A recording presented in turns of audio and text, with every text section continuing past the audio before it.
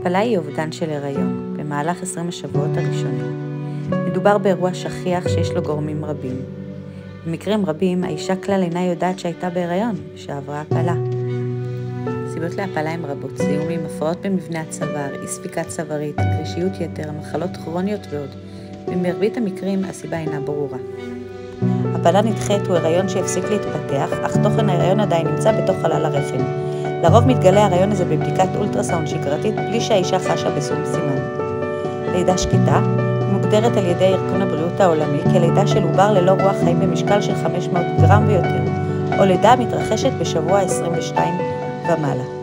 רק אחרי בדיקת אולטרסאונד על ידי רופא ניתן לקבוע מוות של עובר ולהתחיל בתהליך של הוצאת העובר מהרחם. לאחר סיום הבדיקות ושיחה עם הרופא במיון ייפתח לך תיק אשפוז. תהליך הוצאת העובר מהרחם נקרא פרוטוקול ציטוטק. פרוטוקול ציטוטק הינו תהליך של לקיחת תרופה שגורמת לפליטת העובר והשליה, ולאחר מכן ביצוע גרידה. התהליך נקרא על שם התרופה, ציטוטק. כל כדור מכיל 200 מיקרוגרם של חומר הנקרא פרוסטגלנדין E1. חומר זה גורם לכיווץ הרחם, פתיחת צוואר הרחם וסופו של דבר לפליטת התוכן ההריוני. המינון המקובל הוא עד 4 כדורים, לעתים המינון משתנה לאור מצב האישה. את הכדור תקבלים במרווחים של 4 שעות עד אשר העובר יצא מן הרחם. התהליך יכלול חתימה של 3 טפסים ואשפוז במחלקת נשים. 1. חתימה על גרידה מתבצעת בחדר ניתוח בו מוצאים את שארית ההיריון.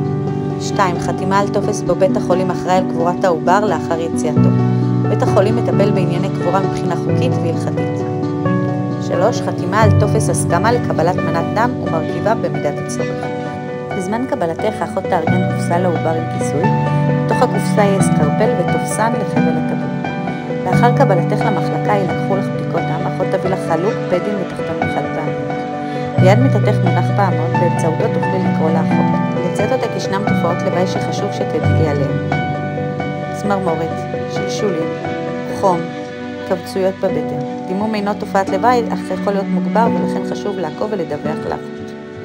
את הכדור עלייך לשים מתחת ללשון ולהמתין שיתמוסס.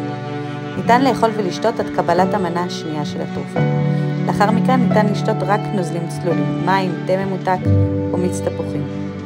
במידה ואת סובלת מכאבי בטן, תוכלי לבקש מגוון רחב של משככי כאבים, אותם תוכלי לבקש מהאחות. כשאת מרגישה שפליטת העובר מתקרבת, אנא קראי לאחות.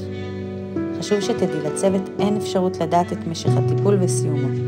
שחרור יתבצע לאחר ביצוע גרידה ולאחר התאוששות מלאה. שנשמע רק בשורות טובות, צוות האחיות מחלקת נשים.